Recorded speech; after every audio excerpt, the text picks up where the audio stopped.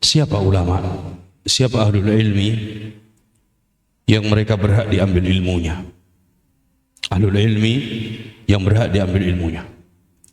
Apakah karena popularitasnya atau karena banyaknya gelar yang diraih dari gelar akademis atau banyaknya pengikut? Ada sifat-sifat ahli ilmu yang mereka berhak diambil ilmunya. Karena tidak semua orang yang memiliki ilmu mereka berhak diambil ilmunya. Mereka punya ilmu, mereka punya hafalan, mereka punya Al-Quran, tapi ternyata mereka menyimpang dari ilmu yang mereka bawa. Maka sifat ahlul ilmi yang berhak diambil ilmunya, yang pertama, memiliki perhatian terhadap tauhid dan akidah. Ini yang paling utama. Karena kita tahu bahwa sumbernya ilmu adalah dari Nabi. Dan kita tahu bagaimana sirah Nabi, perjuangan dakwah Nabi, dakwahkan tauhid dan akidah, dan ini menjadi prioritas utama dakwahnya. Kemudian para sahabat, bagaimana mereka sebagai murid Nabi dan ulama-ulama dari kalangan para sahabat, mereka memiliki perhatian kuat dalam masalah tauhid dan akidah, baik dalam mengajarkan, mendakwahkan. Maka ini yang dilihat, perhatiannya terhadap akidah dan tauhid. Bukan berarti semuanya harus di bidang akidah, tidak. Seorang memiliki bidang fikih, di bidang lughah, di bidang Al-Quran, tapi perhatian kepada akidah itu menjadi ciri khas. Ketika dia belajar dan mengajarkan materi di luar akidah pun, dia tidak lepas dari apa? Akidah dan tauhidnya. Kemudian yang kedua, ahlul ilmi yang dakwahnya mengajak kembali kepada Al-Quran dan Sunnah. Karena ilmu yang diambil adalah ilmu yang sumbernya Al-Quran dan Sunnah. Kalau dia ahlul ilmi, tapi kemudian dakwahnya mengajak kepada dirinya untuk mengultuskan dirinya, harus fanatik kepada dirinya, maka tidak berhak diambil ilmunya. Ahlul ilmi yang mendakwahkan, dakwah untuk kembali kepada Al-Quran dan Sunnah.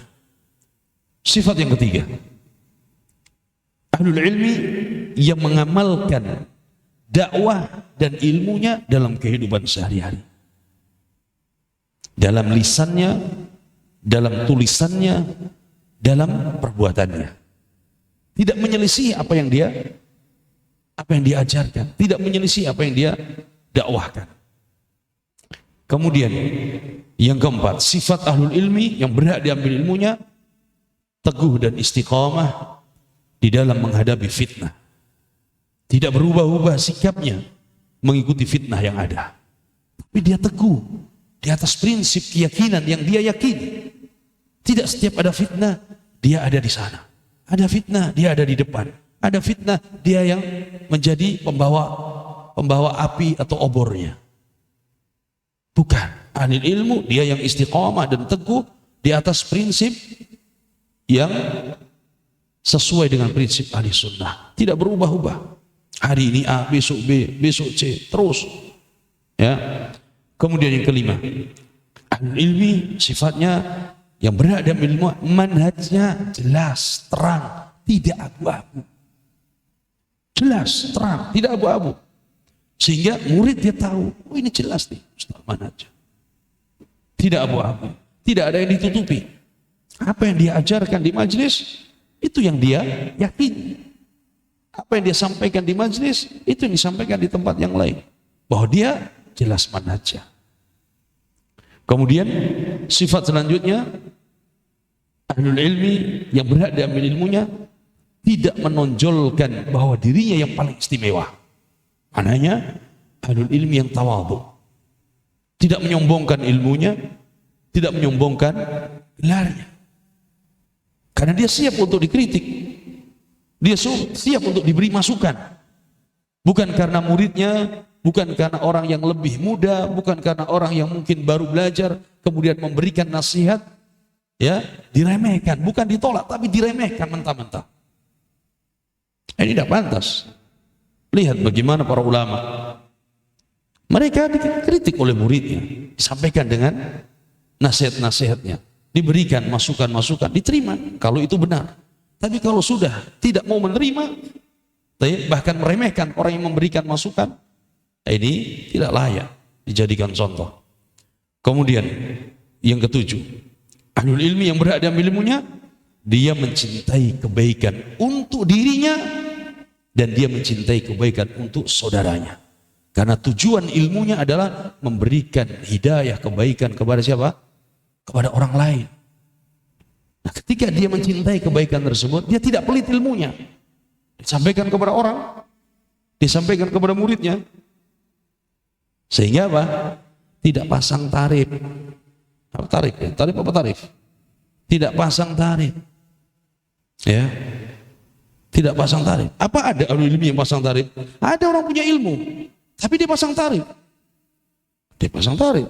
Nah, bukan rahasia lagi. Itu ada. Yang seperti itu tidak layak dalam ilmu. Kemudian yang kedelapan, ahlul ilmi yang berada dalam ilmunya memiliki sikap tegas dalam mengingkari kesyirikan dan bid'ah-bid'ah serta halal yang melanggar syariat. Karena dia punya ilmunya. Ya, dia punya ilmunya. Maka dia punya sikap tegas untuk menyampaikan dan memperingatkan dari bahaya kesyirikan, bid'ah dan halal yang melanggar syariat.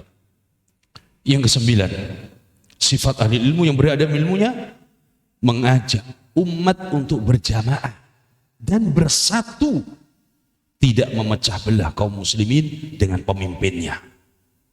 Ini poin penting.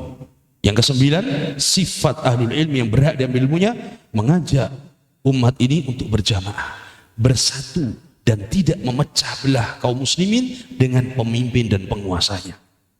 Yang harusnya orang yang punya ilmu tersebut, dia merangkul umat ini untuk dia bersatu dengan pemimpinnya, bukan malah membuat fitnah dan memecah belah antara rakyat dengan pemimpinnya. Paham? Kalau ada orang yang punya ilmu kemudian membuat onar dan memecah belah antara rakyat dengan penguasanya, tinggalkan. Tinggalkan. Yang harusnya dia menyampaikan, umat ini bersatu, mengajak untuk mendengar dan patuh kepada pemimpin dalam kebaikan, bukan malah membuat fitnah sehingga membuat masyarakat kaum muslimin membenci penguasanya. Yang terakhir, ahlul ilmi yang berhak diambil ilmunya memiliki akhlak yang mulia. Memiliki akhlak yang mulia. Akhlak yang baik kepada orang lain, akhlak yang baik kepada muridnya, akhlak yang baik kepada matibunya. Ini yang berhak diambil ilmunya, karena dia contoh, panutan. Makanya kalau ada ahlul ilmi, seorang guru ya, yang kemudian membuat onar, maka jangan heran kalau muridnya lebih brutal. Sebagaimana ungkapan orang Indonesia, guru apa? Guru kencing berdiri, jamaahnya apa? Teruskan sendiri. Ya, ini diantara sifat ahlul ilmi, dan ini kita nukil dari penjelasan ulama, diantaranya adalah Syekh Saleh Ibn Sa'ad As-Suhaimi, Mufti Madinah hari ini, dan mudah-mudahan Allah menjaga beliau dan para ulama kita semuanya. Wallahu alam, dan mudah-mudahan Allah memberikan istiqamah, keteguhan kepada kita di atas tauhid dan sunnah, dan menjaga kita dari segala fitnah-fitnah. Hadza wallahu alam, wa sallallahu ala nabiyyina Muhammad wa ala alihi wa sahbihi wa sallam. Walhamdulillahi rabbil alamin. Assalamualaikum warahmatullahi wabarakatuh.